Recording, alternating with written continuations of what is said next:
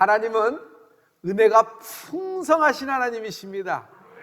그 풍성하신 은혜를 우리에게 주시는 분이, 아낌없이 주시는 분이 나의 창조주 하나님 되십니다. 그분이 나의 아버지세요. 여러분 찬송가 기억하고 있죠? 은혜가 풍성한 하나님은, 기억하고 있죠? 믿는 자 한 사람 한 사람 어제나 오늘도 변함없이 편찮고 보호해 주시네. 우리가 은혜가 풍성한 하나님 하면 쫙쫙 박수치면서 부흥의 시그널쯤으로 생각해요. 아, 목사님이 좀 뜨겁게 기도하시려나 보다, 부흥회가 시작되는가 보다.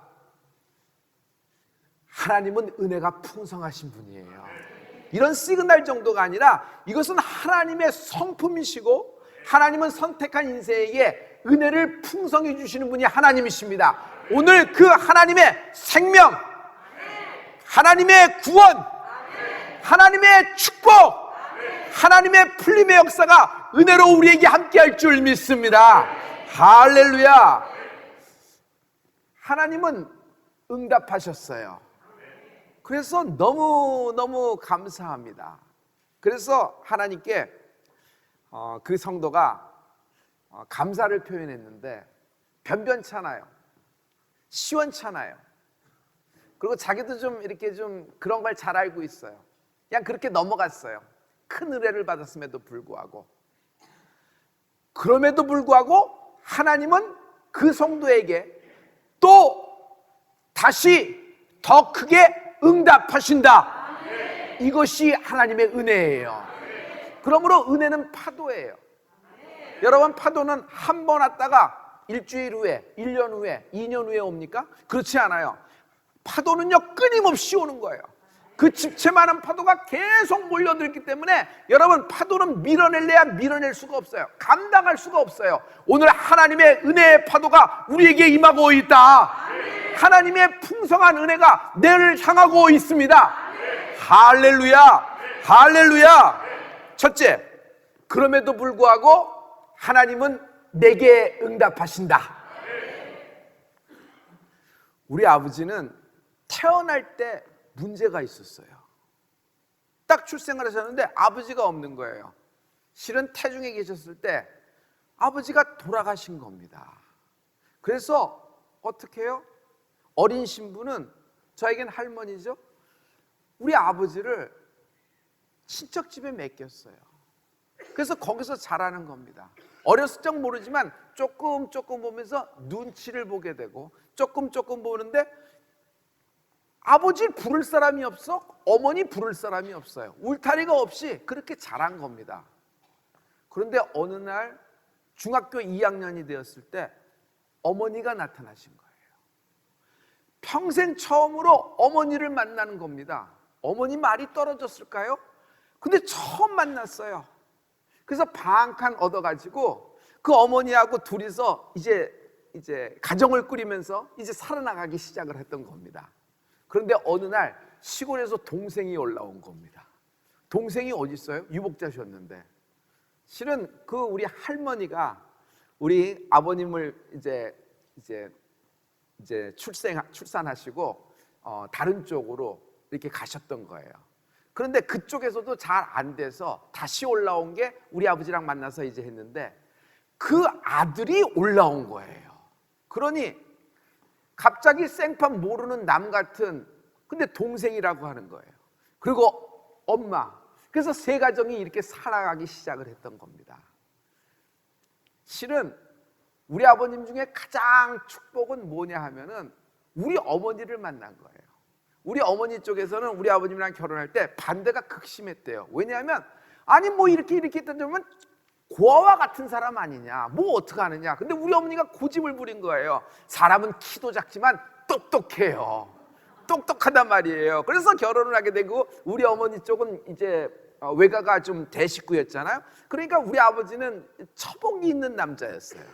제가 어렸을 때 지금도 잊혀지지 않는 것이, 좀 철없이 제가 질문을 했던 거예요. 저에게는 그 당시 너무 이상해서 할머니한테 질문했어요. 할머니, 우리 아버지하고 우리 작은아버지하고 왜 성이 달라요? 어떻게 형제인데 성이 달라요? 네가 크면 알게 돼. 아버지한테 물어봤더니 아버지도 씩 웃으면서 네가 크면 알게 돼. 지금도 제가 그 질문했던 것이 가슴에 많이 남고 있습니다. 우리 아버님은 하나님을 만난 이후에 기도를 하셨어요. 근데 기도하실 때 그 기도가 아들인 제가 보기에 영 시원치 않아요. 뭐 기승전결이 없어요. 뭐 이렇게 문맥이 없어요. 뭐 문장의 포인트도 없는 것 같아요. 그냥 아버지 부르다가 어떤 때는 막 우시다가 이렇게 기도가 좀 무르익고 가면은 그 다음엔 아빠 막 그러는 거예요. 아니 나이가 몇인데 아빠라고 하시나? 그러는데 우리 아버님은 말씀은 잘 하시는데 조리 있게 말도 잘 하시는데 기도할 때는 좀 이렇게 좀 이상하다. 좀 이렇게 아버지만 부르는 거예요. 여러분, 제가 나중에 아버지랑 대화하면서 알았어요. 우리 아버지에겐 은혜가 있었어요. 어떤 은혜? 평생 아버지라는 대상이 없었던 거예요.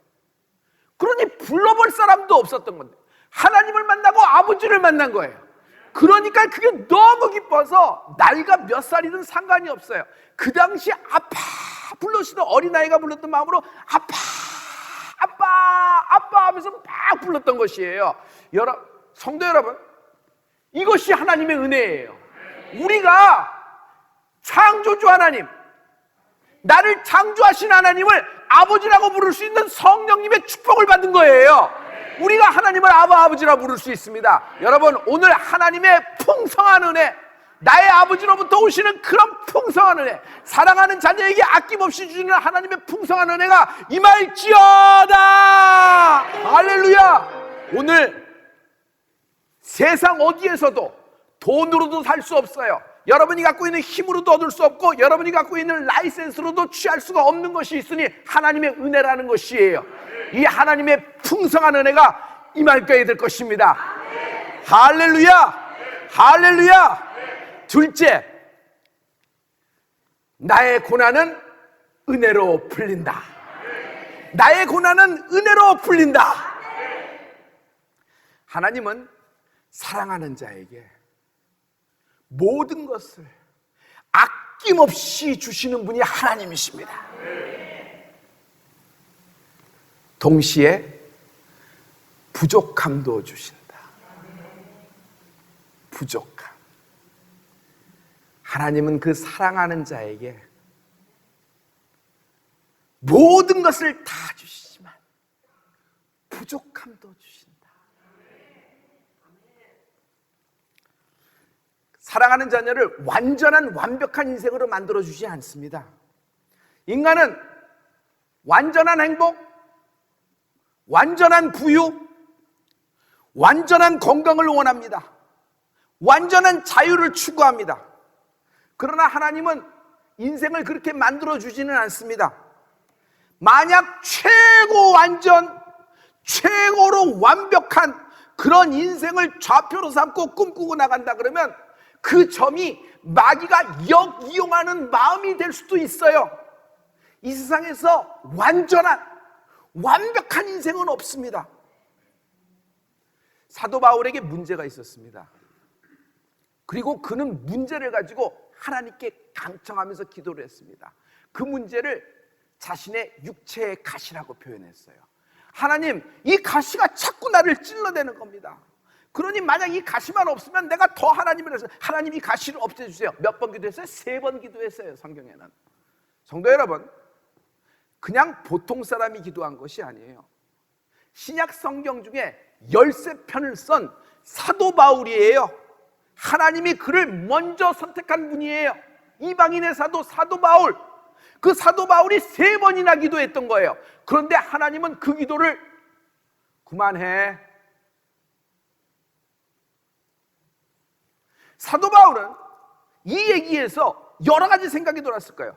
아니, 이 가시만 뽑아주면 선교 사역이 더 한층 발전적으로 더 확장될 수 있고, 아니 내가 이렇게 고침을 받으면은 많은 사람에게 치유 사역을 하는 내 자신이 고침을 받으면 더 강력한 증거가 될 수 있으니까 이건 더 힘을 받아갖고 이렇게 하나님의 영광을 위해서 더 나갈 수 있는 거야. 아무리 따져봐도 이성적으로 논리적으로 다른 사람에게 얘기를 해봐도 이건 맞는 얘기일 거예요. 그런데 사도 바울은 하나님의 말씀을 듣고서 이렇게 말합니다.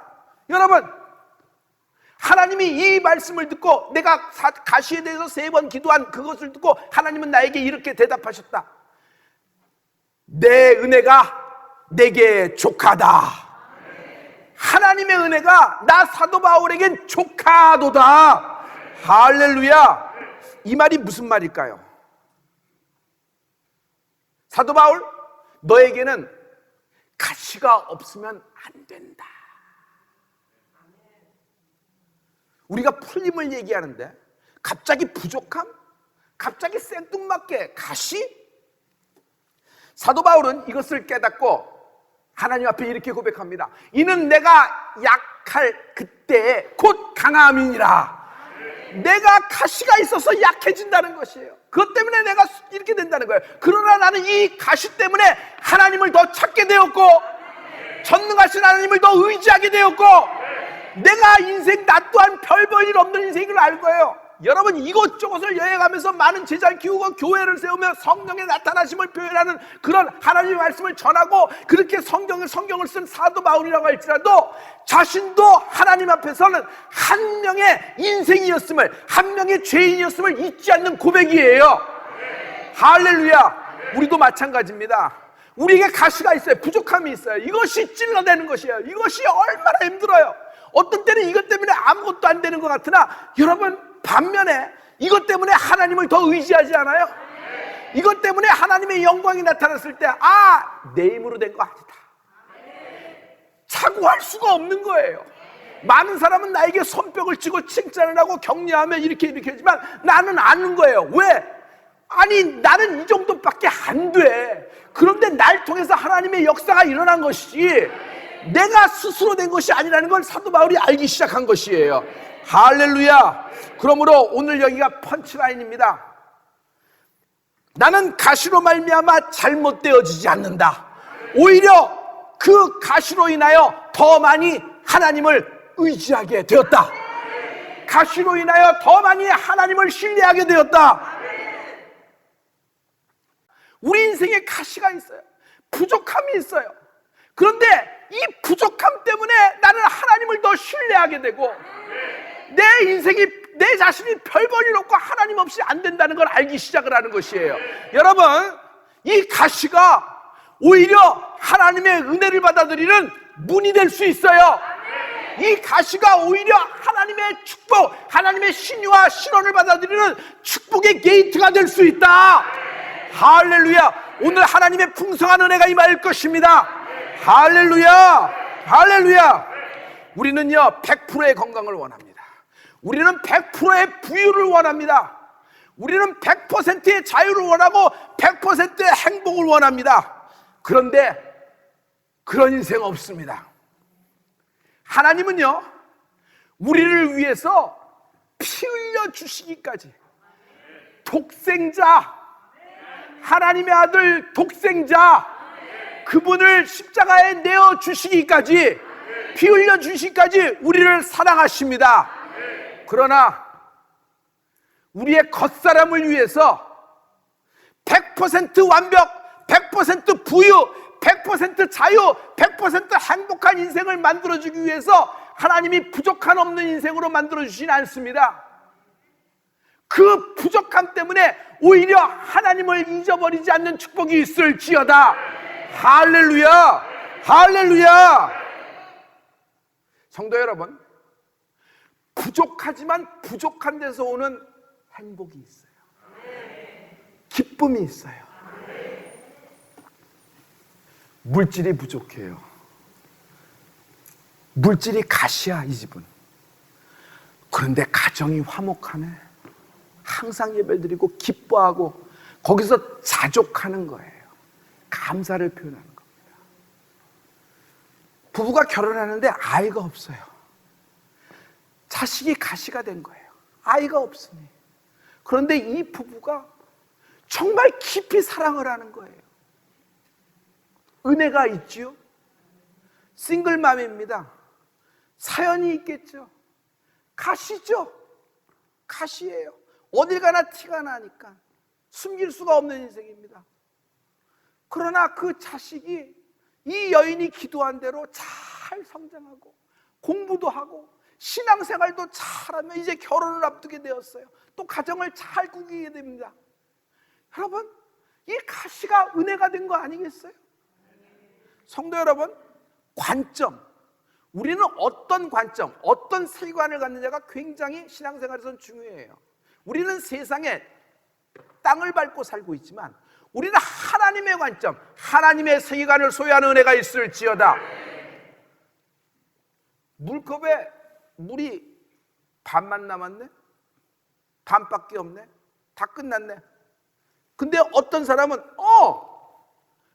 반이나 찼네? 나머지 반만 채우면 되겠네?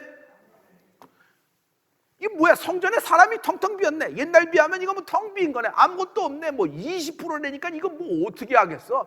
이제는 뭐 끝난 거 아닌가?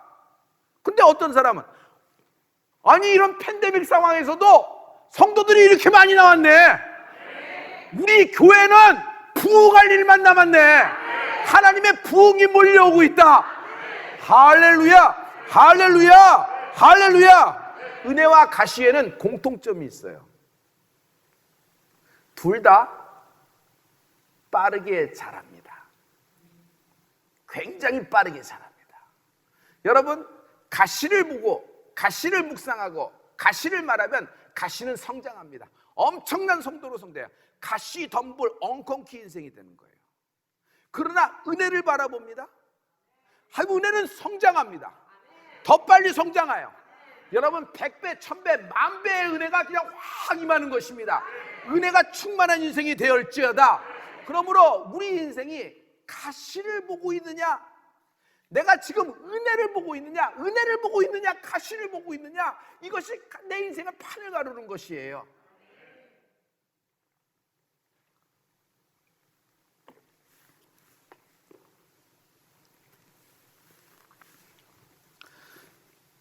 저는 그런 환경 속에서 태어났지만 뭐 부족함 없이 자랐어요. 그리고 공부도 편안하게 했습니다. 그런데 어느 날 나에게 결정적인 순간에 큰 고난이 찾아왔어요. 그 고난이 찾아왔지만 저에게는 믿음이 좀 있었던 것 같아요. 별로 개의치 않았습니다. 뭐 이런 것이 있지. 그런데 문제는 이거 시간이 너무 끄는 거예요. 내가 생각한 것 10배 이상으로 끄는 거예요. 제가 흔들리는데 인생이 좀 흔들리는 정도가 아니에요. 지진이 나는 거예요. 나에게는 어떻게 이러실 수가 있지? 또 내가 제대로 하고 있는 건가? 내가 제대로 하나님 말씀을 따라가고 있는 건가? 마침내 급기야 여기가 나의 마지막 지점이구나. 나는 여기서 끝나는가 보다. 이렇게 생각이 들기 시작하고 큰 흔드심이 내게 왔습니다. 이때 제가 그래도 기도를 끊지 않았거든요. 그 전까지는 풀어주세요, 역사하세요, 하나님 열어주세요, 무너뜨려주세요, 저 인간 때문에, 저 그룹 때문에, 저 사람 때문에 내가 요 모양 요 꼴이 됩니다. 난 억울합니다. 난 신원해주세요. 이런 기도를 많이 했습니다. 그런데 내게서 어느 순간 하나님의 은혜가 임했어요. 갑자기 기도 중에 기도가 바뀌었는데 내가 기도 중에 깨달은 것이 있어요. 그것이 나의 반전의 포인트가 됐습니다. 인정할 수 없는 나의 죄. 내가 알아요. 그런데 내가 인정할 수가 없는 나의 죄. 왜? 내가 잘 숨겼기 때문에, 내가 잘 포장을 했기 때문에, 내가 치워버렸기 때문에. 그리고 아무리 따져봐도 뭐 그렇게 크게 내가 뭐 이렇게 적당히 이렇게 다 한 것. 근데 하나님이 그 순간에 인정할 수 없는 나의 죄를 말씀하시는 거예요.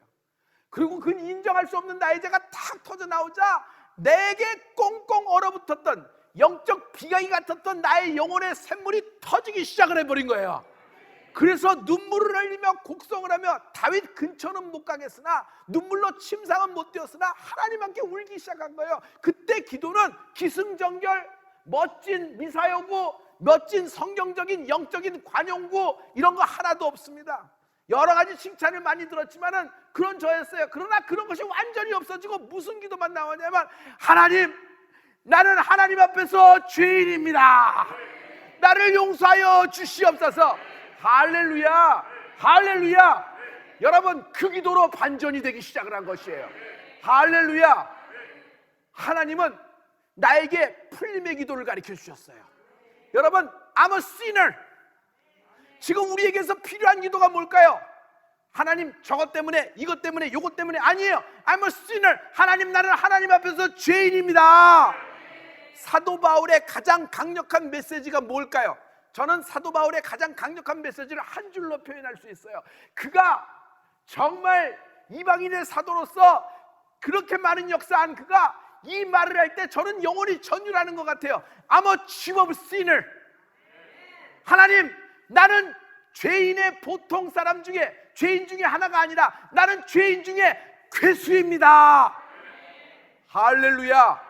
여러분, 이런 고백이 있을 때, 이런 역사가 있을 때 하나님은 우리에게 분해를 풍성히 주시는 분이십니다. 할렐루야. 할렐루야. 저는요, 진작에 끝났어야 할 인생입니다. 그런데 내가 하나님을 거기서 다시 만났어요. 그때 내가 깨달은 것은 하나님은 나를 향해 오래 참으셨다. 하나님은 나를, 내 인생을 단 한 번도 포기한 적이 없으시다. 할렐루야. 할렐루야. 이것이 나의 은혜예요. 성도 여러분, 기억하세요. 꼭 명심하세요. 하나님은 지금 여기에 계신 모든 분들의 당하고 있는 고난을 다 알고 계세요. 다 알고 계세요. 할렐루야. 할렐루야. 가장 강력한 기도를 하십시오. 나는 죄인입니다.